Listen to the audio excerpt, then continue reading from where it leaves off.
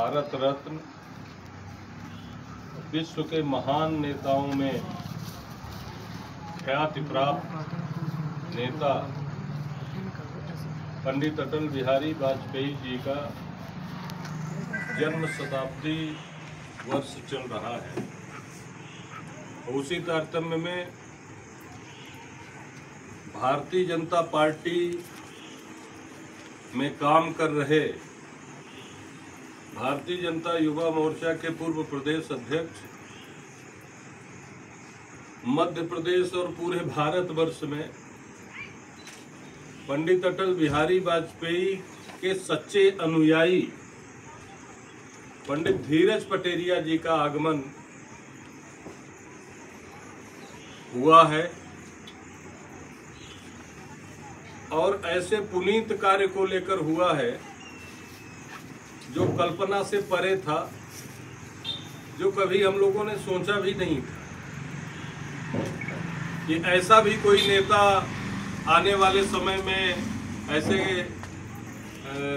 यात्रा इस तरह से सम्मान के कार्यक्रम कोई करेगा। आप सभी जानते हैं कि विषम परिस्थितियों में जिन कार्यकर्ताओं ने काम किया, आज का समय दूसरा है। मैं इसके संबंध में कुछ ज़्यादा विस्तार से कहना नहीं चाहता, लेकिन एक समय वह था जब पूरे भारतवर्ष में कांग्रेस का आतंक था। कांग्रेस की काली छाया जन जन में व्याप्त थी। लोगों को सांस लेने का टाइम नहीं मिलता था। राष्ट्रवादी विचारधारा का धीरे धीरे लोप हो रहा था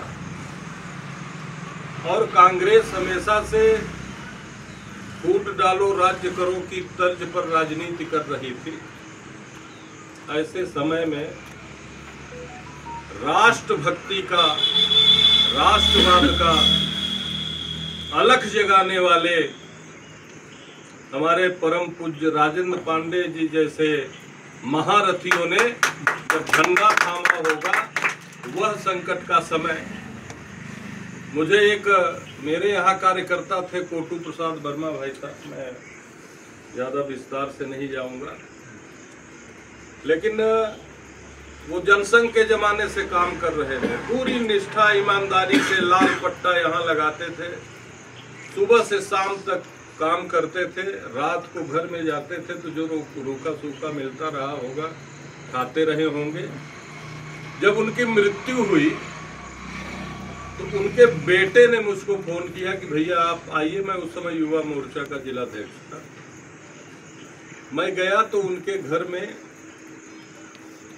सिल्वर की हंडी, जिसमें ऊपर पकड़ने के लिए उसका वो जो रहता है कड़ा, वो नहीं था और 3 किलो चावल, बहुत गंदा चावल, एकदम मैला कुचैला चावल रखा हुआ था और उनके घर में 1 किलो नेनुआ रखा हुआ था, 1 किलो के करीब रहा हो। मैंने पूरा घर देखा, उस घर में अनाज का दूसरा कोई दाना, दाल, चना और भी कुछ नहीं था, केवल चावल रखा हुआ।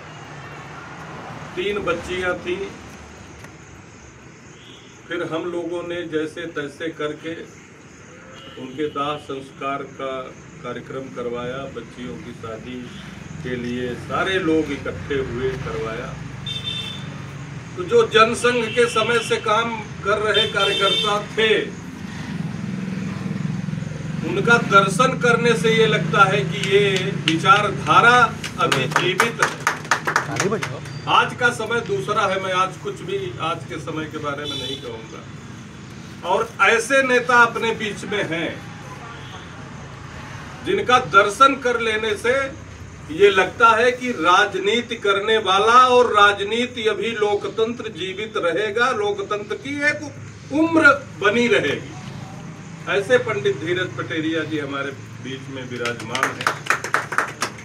जब कार्यक्रम तय किए तो आप सभी लोगों को मैंने पिछले जगह में बताया था कि हम बोले भीड़ भाड़ करेंगे, मंच, हम लोगों में रोष था कि भैया कार्यक्रम होगा तो 20,000 लोगों को इकट्ठा करेंगे, और कर भी लेते, कोई बड़ी बात नहीं थी। और भैया का नाम सुन के बहुत लोग आ जाते,